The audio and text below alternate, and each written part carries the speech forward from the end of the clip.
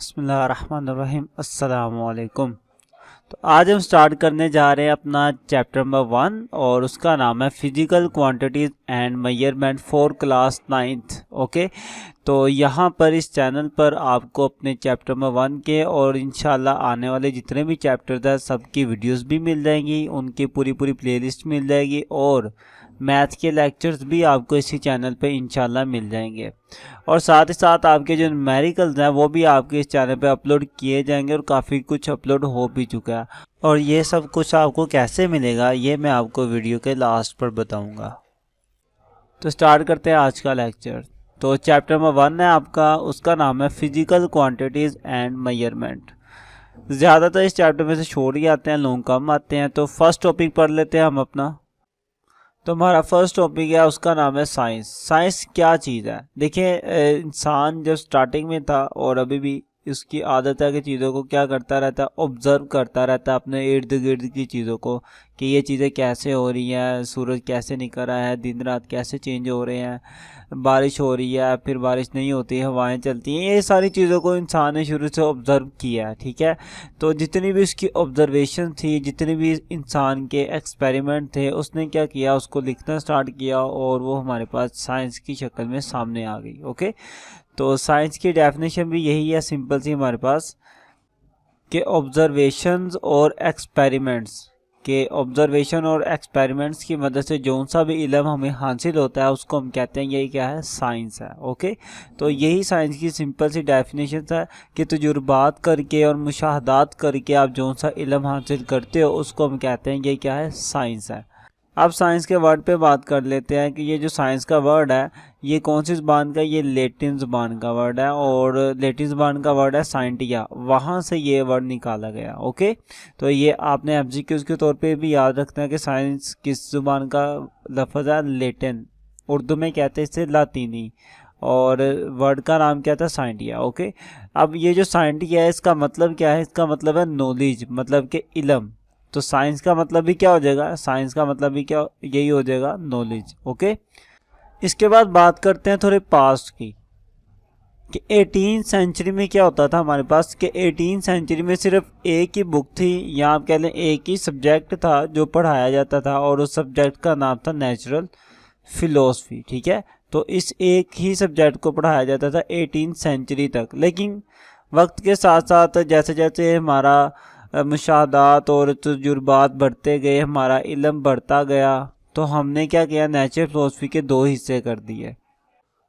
आप कहते हैं कि नेचुरल फ़िलोसफी को हमने दो शाखों में या दो हिस्सों में डिवाइड कर दिया। एक का नाम है फिज़िकल साइंस और दूसरी का नाम था बायोलॉजिकल साइंस। तो फिज़िकल साइंस में हम स्टडी करते थे किसकी, नॉन लिविंग थिंग्स की, मतलब कि ऐसी चीज़ें जो ज़िंदा नहीं होती, ना खाना खाती हैं ना सांस लेती हैं। मिसाल के तौर पर आपके केमिकल्स हो गए, आपके इर्द गिर्द के जो बॉडीज़ हैं, जो मैटर है, जो हरकत करती हैं बॉडीज़, मतलब कि ये सारी चीज़ें उसमें आ जाती हैं नॉन लिविंग थिंग्स में जो ज़िंदा नहीं है, उसकी स्टडी करते थे हम फिज़िकल साइंस में।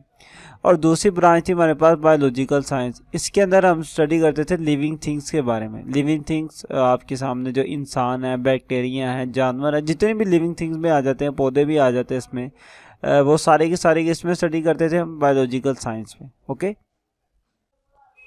तो 18th सेंचुरी तक तो हमारे पास एक ही सब्जेक्ट था, नेचुरल साइंस। बाद में उसको हमने डिवाइड कर लिया फिजिकल साइंस में और बायोलॉजिकल साइंस में।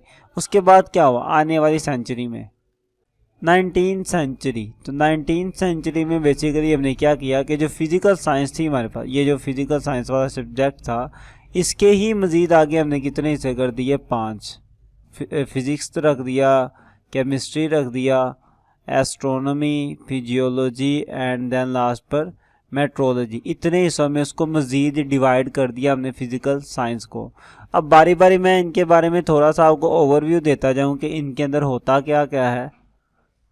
केमिस्ट्री के अंदर तो आपको पता है कि हम केमिकल्स के बारे में पढ़ते हैं, सारा कुछ केमिकल रिएक्शंस कैसे होते हैं, कैसे एटम्स जुड़ते हैं और नए बनते हैं कंपाउंड्स हमारे पास, तो वो सारी स्टडी हम केमिस्ट्री के अंदर करते हैं।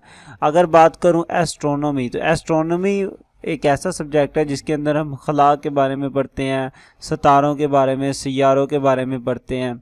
जियोलॉजी, जियोलॉजी इस वाले सब्जेक्ट में हम पढ़ते हैं कि ज़मीन के बारे में स्टडी करते हैं, कि ज़मीन के स्ट्रक्चर के बारे में स्टडी करते हैं, ज़मीन के जो बिहेवियर है वो सारी चीज़ें आ जाती हैं। ज़मीन के रिलेटेड जितनी भी स्टडी है वो जियोलॉजी में होती है, ठीक है। अब मेट्रोलॉजी में क्या होता है, मेट्रोलॉजी में आप कह लो कि आपके आसमान की स्टडी होती है, या सिंपल वर्डिंग में कहूँ कि आपके ये जो मौसमों के हालात वगैरह होते हैं, कब बारिश होगी कब नहीं होगी, या बादल कहाँ पे है, हवाएं कहाँ पे तेज़ होंगी, वो सारी स्टडी किस में होती है, मेट्रोलॉजी के सब्जेक्ट में होती है। ओके, अब मैंने ये सारी एक्सप्लेन की है, फिज़िक्स को अभी तक एक्सप्लेन नहीं किया, क्योंकि अब मैं फ़िज़िक्स को अलहदा से एक्सप्लेन करूँगा, क्योंकि अब हमारा मेन सब्जेक्ट ही फ़िज़िक्स है, जिसको अब हम लेके चलेंगे आगे। तो फिज़िक्स देख लेते हैं कि एक्चुअली में फ़िज़िक्स क्या चीज़ है। फ़िज़िक्स बेसिकली क्या है, एक साइंस की एक ब्रांच है फ़िज़िक्स, ओके। और इसके अंदर हम स्टडी करते हैं मैटर के बारे में, एनर्जी के बारे में, एंड देयर इंट्रैक्शन, और उनका आपस में इंट्रैक्शन। मतलब कि मैटर का मतलब होता है मादे का मतलब होता है कि हमारे इर्द गिर्द जितनी भी चीज़ें आप देख सकते हो जो जगह घेर रही हैं वो सारी मादा होती हैं, ठीक है। और एनर्जी, जब मैं मादा और एनर्जी इन दोनों को आपस में मिलाऊंगा और देखूंगा कि क्या होता है, उसे हम कहते हैं इंट्रैक्शन, ओके। तो मादा की स्टडी की जाती है फिज़िक्स में, एनर्जी की स्टडी की जाती है फिज़िक्स में, और उनके आपस में इंट्रैक्शन की स्टडी की जाती है कि जब मैं इन दोनों को आपस में मिलाऊंगा तो फिर क्या होगा, ये सारी स्टडी की जाती है फिज़िक्स में। तो पेपर में ये कई बार क्वेश्चन आया हुआ है, फिज़िक्स की डेफिनेशन करें तो आपने ये कर देनी है, ठीक है। साइंस की पूछेगा तो आपने ये ऑब्जर्वेशन और एक्सपेरिमेंट्स की बेस पे जो नॉलेज होता है उससे साइंस कहते हैं, ये लिख देना। बाकी भी बातें आपने एज एमसीक्यूज़ के तौर पे याद रख लेनी है, और शॉर्ट क्वेश्चन में भी याद रख सकते हो कि आप ये 19वीं सेंचुरी में फ़िज़िकल साइंस को कितने हिस्सों में डिवाइड किया गया था, 5 हिस्सों में, और उनके नाम भी आपके सामने लिखे हुए हैं। तो आपको ये सारी बातें छोटी छोटी एमसीक्यूज़ के तौर पर, ये छोटे छोटे शॉर्ट क्वेश्चन भी बन सकते हैं, आनी चाहिए, ओके। अब थोड़ी सी बात कर लेते हैं कि डेली लाइफ में फ़िज़िक्स यूज़ कहाँ पे होती है। आपकी ज़िंदगी में शायद ही कोई ऐसी जगह हो कि जहाँ पर फ़िज़िक्स इस्तेमाल नहीं होती, ठीक है। मिसाल, बड़ी छोटी सी मिसाल है कि कोई कार वगैरह, जितनी भी गाड़ियाँ चलती हैं, कार हो जाए, बस हो जाए, मोटर बाइक हो जाए, वो सारी की सारी फ़िज़िक्स के असूलों पे चलती हैं। और वो जो फ़िज़िक्स के असूल हैं उसको हम कहते हैं मैकेनिक्स, यानी कि फ़िज़िक्स है ना हमारी, फ़िज़िक्स का ही एक टॉपिक है मैकेनिक्स, ठीक है। तो उसके अंदर हम ये सारी स्टडी करते हैं कि ये चीज़ें कैसे मूव करती हैं और सारी बातें, ये मैकेनिक्स का आगे। अभी तो बस आप यही याद रखो कि मैकेनिक्स फिज़िक्स का कोई सब्जेक्ट है, ठीक है। और उसके अंदर हम ये सारी मूवमेंट के बारे में बात करते हैं, मोशन के बारे में बात करते हैं। बाकी इसको डिटेल में आने वाले चैप्टर्स में हम पढ़ेंगे इंशाल्लाह। अब देखो, आपके पास जो रेफ्रिजरेटर है आपका, वो भी फिज़िक्स के असूलों पे काम करता है। वो कैसे? क्योंकि फ़िज़िक्स का ये एक सब्जेक्ट है थर्मोडायनेमिक्स को हम इस्तेमाल करके रेफ्रिजरेटर बना लिया हमने, और इसको यूज़ करते हैं, और भी बहुत सी जगहों पे यूज़ करते हैं।